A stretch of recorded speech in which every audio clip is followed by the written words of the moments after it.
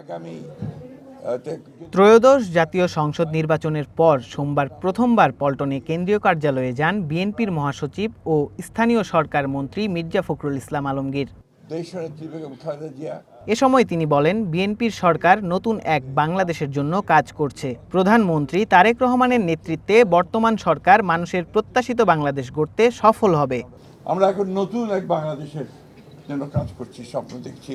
আমাদের নেতা, আমাদের তরুণ নেতা, আমাদের দলের চেয়ারম্যান এবং বর্তমান প্রধানমন্ত্রী তারেক রহমান সাহেবের নেতৃত্বে এবং অতি অল্প সময়ের মধ্যেই তিনি যে দেশের মানুষের মধ্যে যে একটা অবস্থান করে নিয়েছেন, যে তিনি কাজ শুরু করেছেন এবং কাজ করবেন, এবং তার বিভিন্ন কর্মপদ্ধতিতে সেটাই প্রমাণিত হচ্ছে।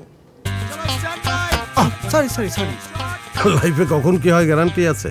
তাই ইন্স্যুরেন্স করুন সিটি ব্যাংকে, কারণ ইন্স্যুরেন্স করলে সিটিতে সুরক্ষা পাবেন নিশ্চিন্তে। দেশের বিভিন্ন জায়গায় আওয়ামী লীগের অফিস খোলা হচ্ছে, তা প্রত্যাশিত নয় বলে মন্তব্য করেন তিনি।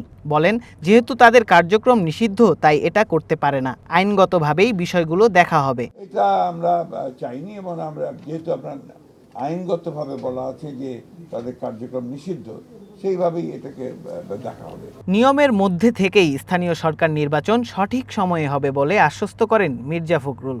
আরও জানান, সংরক্ষিত নারী আসনের নির্বাচন সংসদের সিদ্ধান্তেই হবে। এটা তো আপনার parliament. Sayem Chowdhury, one news, Dhaka.